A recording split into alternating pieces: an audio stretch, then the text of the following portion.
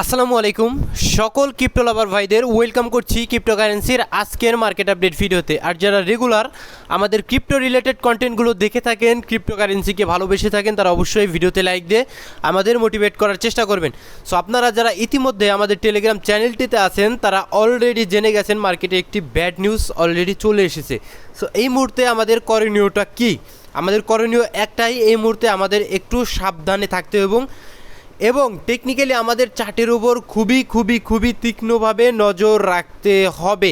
So বর্তমানে মার্কেটের যে অবস্থা, আমার শরীরের যে অবস্থা, আপনাদের রেসপন্সের যে অবস্থা, তাতে করে ভিডিও তৈরি করতেই খুব একটা বেশি মন চায় না। তারপরও আপনাদের সাথে প্রতিনিয়ত কানেক্টেড থাকার জন্য কিন্তু প্রতিনিয়ত আমরা ভিডিও দিয়ে থাকি। সেক্ষেত্রে আপনারা অবশ্যই ভিডিওতে রেসপন্স করবেন।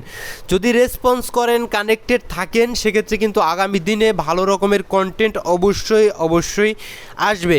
সো আজকের ভিডিওতে আমরা মার্কেটে কিছু গুরুত্বপূর্ণ ডেটা দেখব, প্লাস টেকনিক্যালি ইম্পর্টেন্ট কিছু লেভেল অ্যাকচুয়ালি আমরা মার্ক করার চেষ্টা করব। ভিডিও শুরু করার আগে একটি ডিসক্লেমার, এই ভিডিওটি শুধুমাত্র একটি এডুকেশনাল ভিডিও, কোনো ফাইন্যান্সিয়াল অ্যাডভাইস নয়, শুধুমাত্র একটি এডুকেশনাল ভিডিও। আর যারা স্টিল আমাদের টেলিগ্রাম চ্যানেলটিতে জয়েন করেননি, ভিডিও ডিসক্রিপশন বক্সে আমাদের টেলিগ্রাম চ্যানেলের লিঙ্ক পেয়ে যাবেন, অবশ্যই আমাদের টেলিগ্রাম চ্যানেলটিতে জয়েন করে নেবেন। সো আজকের ভিডিওটি অত্যন্ত ছোট হবে।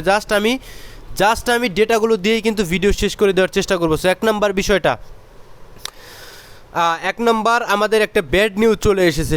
সো ব্যাড নিউজটি আসলে প্রোভাইড করেছেন US president mister Donald Trump বলেছেন ইরানের সঙ্গে যুক্তরাষ্ট্রের যে যুদ্ধবিরতি চুক্তিটা হয়েছিল সেটা কিন্তু শেষ হয়ে গিয়েছে। কেন বললেন? মার্কিন প্রেসিডেন্ট ডোনাল্ড ট্রাম্প বলেছেন ইরানের সঙ্গে তার সামরিক যুদ্ধবিরতি শেষ হয়েছে, যা দুই দেশের মধ্যে নতুন করে সামরিক সংঘাতের সম্ভাবনা কিন্তু বাড়িয়ে দিয়েছে। যদি আরও কিছুটা বিস্তারিত দেখানোর চেষ্টা করি আপনাদের, বুধবার আলাস্কায়, ঠিক আছে, সামরিক জোট ন্যাটোর বার্ষিক শীর্ষ সম্মেলনে মহাসচিব মার্ক রুটের পাশে বসে তিনিকে মিস্টার ডোনাল্ড ট্রাম্প বলেছেন যে আমার মতে এটা শেষ হয়েছে। কোনটার কথা? আমাদের যুদ্ধবিরতির কথা বলেছেন যে আমার মতে এটা শেষ হয়েছে, আমার কাছে এটা শুধু সময়ের অপচয়।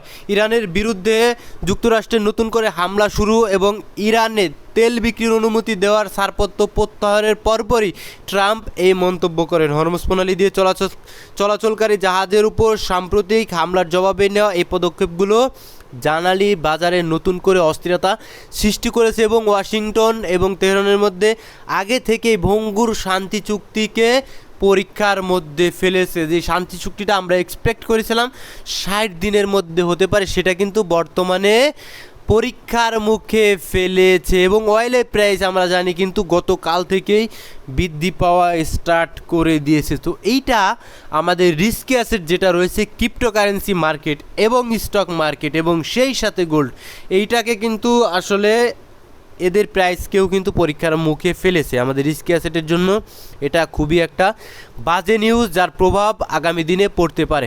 ট্রাম্প ইরানের সঙ্গে সমঝোতা স্মারক শেষ করার পর তেলের দাম বেড়েছে এবং শেয়ারের দরপতন হয়েছে, আমরা সকলেই জানি। সো এই বিষয়টা যতদিন চলতে থাকবে, আমরা ক্রিপ্টোকারেন্সি মার্কেটে আসলে ভালো রকমের কোনো মুভমেন্ট, আমরা ভালো রকমের কোনো প্রফিট অ্যাজ এ স্পট হোল্ডাররা কিন্তু আপাতত দেখতে পারবেন না, যতক্ষণ পর্যন্ত ইসরায়েল, ইরান এবং আমেরিকার এই সংঘাত চলতে থাকবে, ঠিক আছে? Easy matter. 2 নম্বর আরেকটা বিষয় যদি অ্যাড করি, আমরা জানি জাপানে কিন্তু এর আগে রেট হাইক করা হয়েছে 25 বিপিএস এবং আগামী দিনেও রেট হাইক করার সম্ভাবনা অনেক বেশি রয়েছে। সেটা কিন্তু আমরা জেপিওয়াই 30 বছর মেয়াদি যে বন্ড রয়েছে তার ইল্ড থেকেই কিন্তু আমরা বুঝতে পারছি। ইল্ড কিন্তু একদম অল টাইম হাইয়ের কাছাকাছি রয়েছে, 4.05%-এর কাছাকাছি। জাপানিজ 30 বছর মেয়াদি যে সরকারি বন্ড রয়েছে, ট্রেজারি বন্ড, সেই বন্ডের কিন্তু ট্রেজারি বন্ড নয়, জাপানিজ বন্ড, ঠিক আছে, গভর্নমেন্ট বন্ড, ঠিক আছে, তার ইল্ড কিন্তু আমরা দেখতে পাচ্ছি 4.05%-এর কাছাকাছি রয়েছে। তো এত উচ্চ ইল্ড রয়েছে। সো জাপানিজ যারা ইনভেস্টর রয়েছে তারা কোন দুঃখে?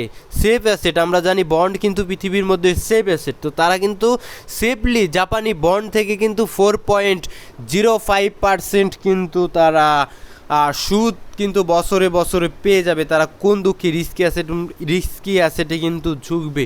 তো এটা একটা খারাপ বিষয়। আর ইল্ড যদি বাড়তে থাকে আগামী দিনে জাপান কিন্তু রেট হাইক করার সম্ভাবনা এমনিতেই রয়েছে, এইভাবে ইল্ড বাড়তে থাকলে কিন্তু সম্ভাবনা আরও বেড়ে যাবে।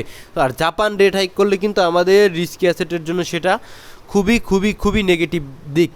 আর অন্যদিকে ফেড কিছুটা লিকুইডিটি দিয়ে মার্কেটে আসলে কয়েক সপ্তাহ আমরা দেখতে পাচ্ছি যে লিকুইডিটি অ্যাড করেছে ফেড। তো ফেড এই সপ্তাহ অ্যাড করেছে, যার ডাটা কিন্তু স্টিল আমরা দেখতে পাচ্ছি না। এই কিছুটা লিকুইডিটি অ্যাড করে করে বাজারে কিন্তু আসলে ধরে রেখেছে ইউএস স্টক মার্কেটে, তা না হলে কিন্তু ইউএস স্টক মার্কেট এতদিনে আরও কিন্তু ক্র্যাশ করার সম্ভাবনা থাকতো। কতদিন এভাবে লিকুইডিটি অ্যাড করবে তারাই জানে, যে কোনো দিন কিন্তু ইউএস স্টক মার্কেটে কিন্তু ড্রপ চলে আসতে পারে।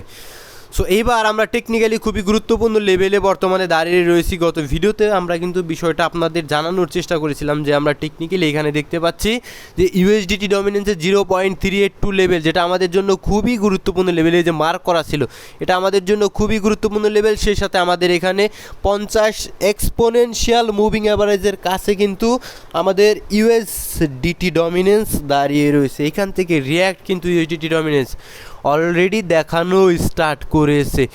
সো এইখান থেকে হিসেবে যদি মার্কেট উপরের দিকে ইউএসডিটি ডমিনেন্স তুলতে থাকে, সেক্ষেত্রে কিন্তু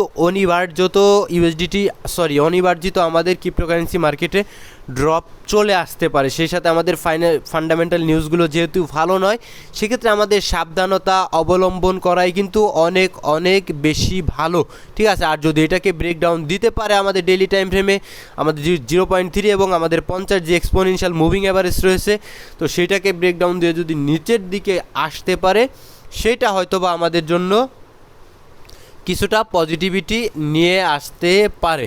সো নেটওয়ার্কের একটু প্রবলেম, যাই হোক, যদি আমাদের এখান থেকে ব্রেকডাউন দিতে পারে, সেক্ষেত্রে হয়তো বা সর্বোচ্চ আমাদের এই 0.5 and 618 যেখানে 100 এক্সপোনেনশিয়াল মুভিং অ্যাভারেজ রয়েছে, ওটা ট্যাপ করে কিন্তু আবার মার্কেট ক্র্যাশ করবে, আবার কিন্তু ইউএসডিটি ডমিনেন্স উপরের দিকে চলে যাবে। তো আলটিমেটলি মার্কেট কিন্তু দুই সাইড থেকেই বেয়ারিশ রয়েছে, আমাদের একটু সাবধানতার সাথে থাকতে হইবে।